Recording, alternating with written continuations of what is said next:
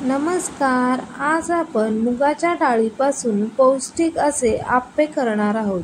त्यासाठी इथे मी 1 वाटी मूग डाळ घेतलेली, ती 2-3 तास पाण्यात भिजत ठेवली.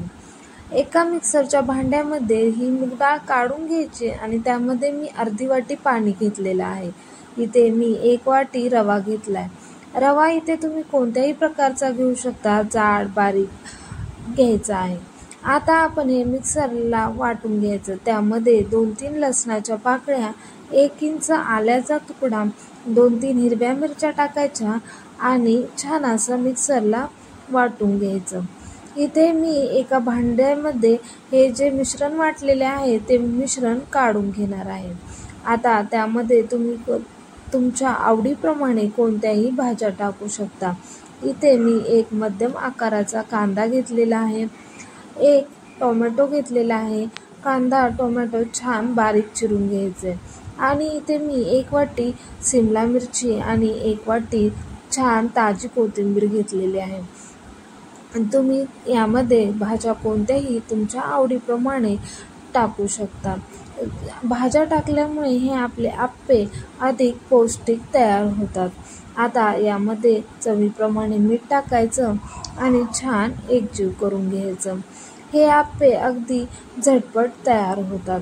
यामध्ये तुम्ही गाजर, बीट कोणत्याही भाज्या टाकू शकता आणि आप्पे बनवू शकता. इथे आता मी हे पूर्ण मिश्रण छान एकजीव करून घेणार आहे. आता आपण याचे आप्पे बनवायचे आहेत. यामध्ये चिमूटभर खाण्याचा सोडा टाकायचा, त्यामुळे आपले आप्पे छान जाळीदार तयार होतील.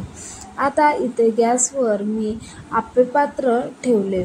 आप्पे पात्र गरम झाल्यावर त्यामध्ये पळीने तेल ओतून घ्यायचं आणि आपले हे मिश्रण चमच्याने छान टाकून घ्यायचं.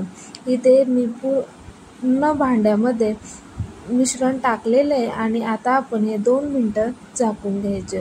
आता 2 मिनिटांनंतर आपण हे आप्पे पलटी करून घ्यायचे. तुम्ही बघू शकता आपले आप्पे एका बाजूने छान भाजलेत. आता ते दुसऱ्या बाजूने भाजायचे.